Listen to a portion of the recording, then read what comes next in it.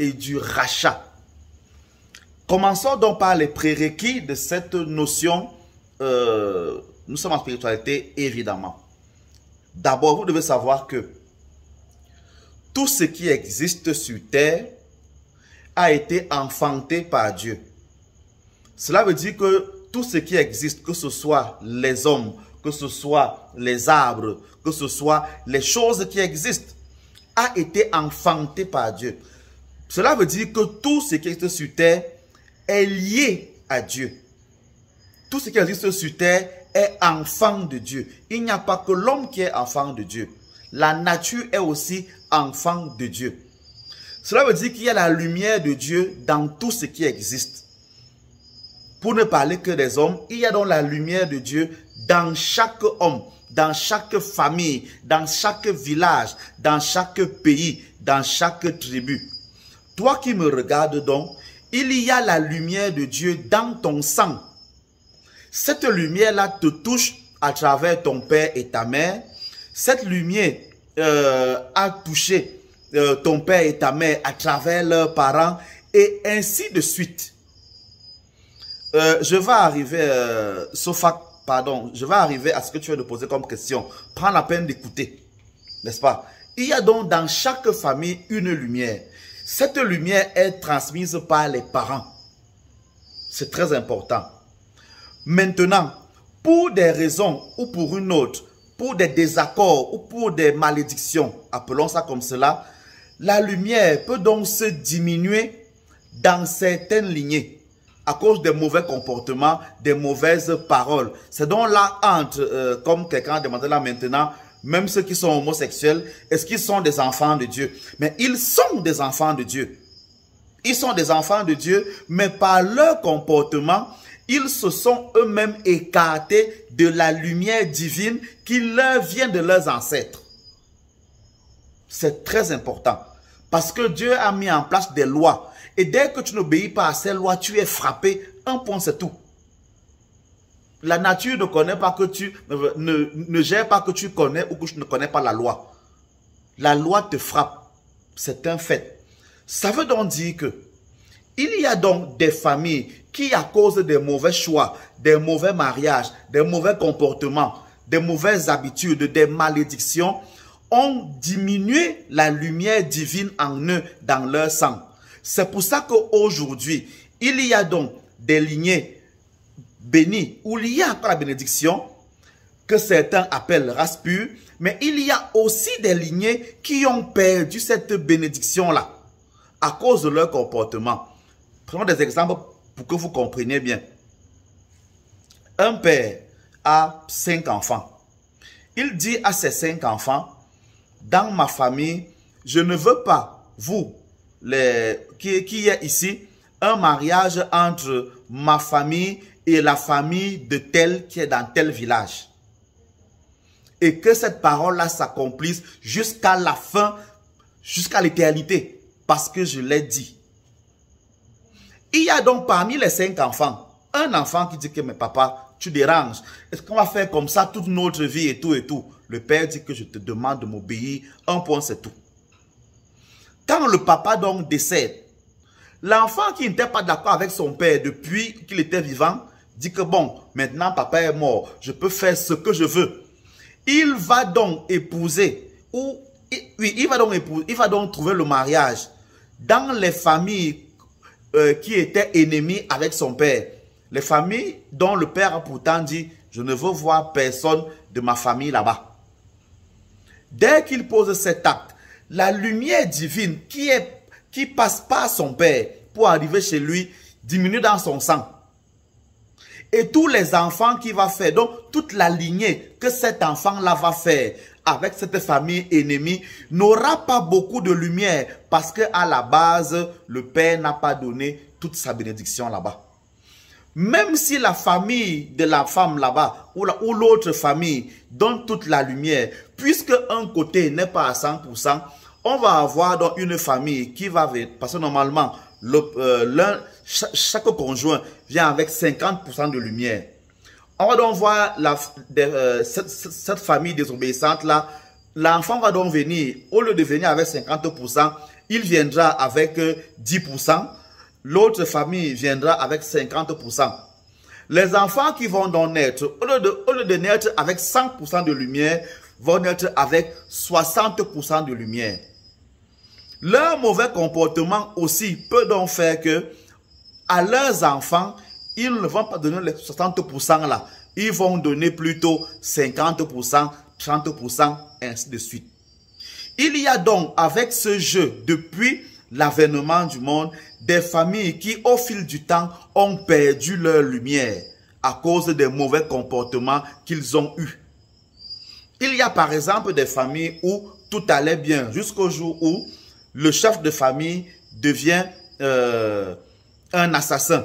Il aide certaines personnes à tuer d'autres. Pour avoir l'argent qu'il a, il devient un tueur à gages. On le paye et il va tuer. Il amène donc la malédiction et l'esprit de mort dans sa famille, dans son sang. Ça maudit également ses enfants. Cette lignée devient donc maudite du fait du mauvais comportement de leur père. Parce que c'est connu, si c'est que tu es béni par ton père, mais de la même manière, tu peux aussi être maudit par ton père. C'est évident. Et toute saleté demande un certain temps d'incubation et donc un certain temps de purification. Le temps d'incubation de l'esprit de mort amené par le chef de famille parce qu'il a tué des personnes se répand donc dans les enfants qui perdent donc leur lumière. La descendance donc de ce tueur ne peut être que des enfants maudits qui peuvent eux-mêmes être des tueurs. Voilà comment le mal se reproduit sur terre. Vous comprenez? Et c'est suffisamment important. Il y a donc en soi des familles qui ont conservé leur lumière ou même l'ont éloignée. Parce que lorsque deux lumières se marient ensemble, les 50% ont le pouvoir de produire 150%. L'enfant qui est donc avec 150%, s'il est bien éduqué et qu'il fait les bons choix, va aller épouser une autre personne qui a aussi été bénie et qui a les mêmes 150%. Et c'est comme ça que des familles grandissent et se développent. Vous voyez que dans des familles, il y a toujours les gens intelligents, il y a toujours les gens qui sont beaux, il y a toujours les gens qui sont riches, les gens qui ont la chance. Là-bas, ça se multiplie. Parce que là-bas, les enfants suivent les traces de leurs parents et la bénédiction des parents se multiplie. A contrario, il y a des familles où il y a les gens qui sont bêtes, qui ne vont pas à l'école. Il y a des familles où les gens sont pauvres. Il y a des familles où les filles n'accouchent pas. Il y a les familles où les gens ne vont pas en mariage. Il y a les familles où dès que tu vas en mariage, ton conjoint meurt. Il y a des familles où là-bas ce n'est que la mort. Il y a même des villages qu'on a nommés comme ça. Je l'ai appris dernièrement que même dans le centre, ici au Cameroun, il y a des villages qu'on nomme comme ceci. Il y a même des noms qui signifient le malheur, qu'on t'appelle le malheur. Parce que quand tu nais, tu as apporté le malheur. Il faut le savoir, c'est comme cela. Ça existe au moins, ça existe chez nous les bêtis, ici au Cameroun, en Afrique centrale. Je suis certain que si on fouille dans chacun de vos pays, où que vous soyez dans le monde, vous allez voir qu'il y a des endroits dont le nom rapproche des malédictions. Il y a des familles qu'on dit qu'elles sont comme ça. C'est un fait. C'est un fait. C'est donc la première chose à savoir. À ce niveau, tu dois donc comprendre que dans ta famille, tu dois chercher à savoir ce qu'il y a. Est-ce que la lumière est à son maximum ou la lumière est à son minimum ou alors n'existe même pas? Tu dois d'abord le savoir. S'il y a donc des techniques pour que, avec la lumière que tu as reçue, tu te comportes mal et tu perds cette lumière, il y a aussi des techniques pour que quand tu as perdu ta lumière ou alors quand tu t'es rendu compte que tu es dans une famille sans lumière, il y a des techniques pour que tu aies la lumière. Et je viens de dire ce qu'on appelle lumière. Je parle d'intelligence à l'école, je parle de moyens financiers, d'abondance de paix, de beaucoup d'accouchements. C'est comme cela. Il y a des familles où les gens n'accouchent qu'un seul enfant. Fille comme garçon. Tout le monde là-bas ne fait qu'un enfant, un enfant, un enfant. Il y a même des familles où personne ne réussit à avoir un enfant. Par hasard comme ça là. Dans une relation même de dehors, un enfant pas sorti là-bas. Donc, ça arrive. C'est ça que j'appelle lumière. Donc, pose-toi la question, toi qui me regardes, quel est l'état de la lumière dans ta famille? Est-ce que dans ta famille, il y a la lumière à un haut degré, à un degré moyen, à un petit degré, ou alors il n'y en a même pas? En français facile, est-ce que dans ta famille, il y a beaucoup de gens intelligents? Est-ce que les hommes et les femmes vont beaucoup en mariage? Est-ce qu'ils sont des soulards? Est-ce que celles qui vont en mariage accouchent beaucoup? Est-ce que les mariages là se passent bien? Est-ce que les gens vivent longtemps dans ta famille? Est-ce qu'on meurt vite? Est-ce qu'il y a beaucoup de morts par accident? Est-ce qu'il y a beaucoup de gens en prison dans ta famille? Bref, est-ce que ta famille porte beaucoup le malheur ou alors porte beaucoup le bonheur? Voilà comment on le sait. Voilà comment on peut savoir. De telle manière que c'est donc cette lumière qui se transmet par l'acte sexuel. C'est pour ça que j'ai dit dans un live que c'est dans le piment des femmes qu'il y a la richesse, l'honneur ou le déshonneur et la pauvreté de leur mari. Parce que si une femme a donc autant de malheur dans sa famille, lorsqu'elle va s'unir à son homme, mais elle ne va lui donner que ce qui est mauvais et rien d'autre. Il sera donc pauvre, il va perdre le travail, il aura des malheurs. De la même manière, si aussi chez l'homme, il y a beaucoup de malheurs, il tombe sur une femme, quand il va faire l'amour avec elle, cette femme-là va devenir laide, elle aura beaucoup de boutons, elle va maigrir, elle ne sera plus belle, elle va commencer à sentir mauvais. C'est un fait. Ça se passe comme ça. Tu peux donc tomber, toi, un être qui n'a pas de lumière. Tu tombes sur une personne qui a la lumière. Tu le noircis de ta noirceur et tu prends sa lumière à lui. Ça existe aussi beaucoup. Donc, cherche à savoir quel est l'état de la lumière ou de l'obscurité dans ta famille. Tu pourras donc savoir ce que tu transmets à celui qui va coucher avec toi. En français facile, c'est le cas.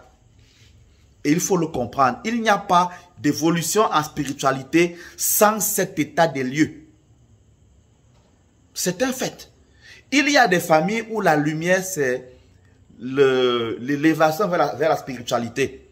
Mais comme les gens ne l'ont pas compris, tu vas voir des familles où le grand frère est prêtre, le petit frère est prêtre, la petite sœur est religieuse, l'autre sœur là-bas, elle est dans une communauté, elle est pasteur quelque part. Une famille où tous les enfants sont prêtres et pasteurs. Parce que là-bas, il y a une lumière d'élévation vers le spirituel. Dans la même famille, si on fouille même, il y a un cousin qui est marabout. Et dans la famille, là, si c'est que vous cherchez bien, la mère qui les a enfantés faisait des rêves prémonitoires. Et son père, à elle, était peut-être un grand guérisseur. C'est comme cela. Mais c'est automatique que moi, mes enfants, auront cette lumière-là en eux, cette lumière de la spiritualité. Il peut donc avoir que dans ma famille, il y ait des prêtres, des évêques, peut-être même des papes. C'est possible. Ou même des guérisseurs, des marabouts. Ça, c'est pas impossible. Parce que c'est ce que je leur donne. C'est automatique. C'est comme ça que le monde se fait. Et je l'ai dit, cette lumière peut être volée.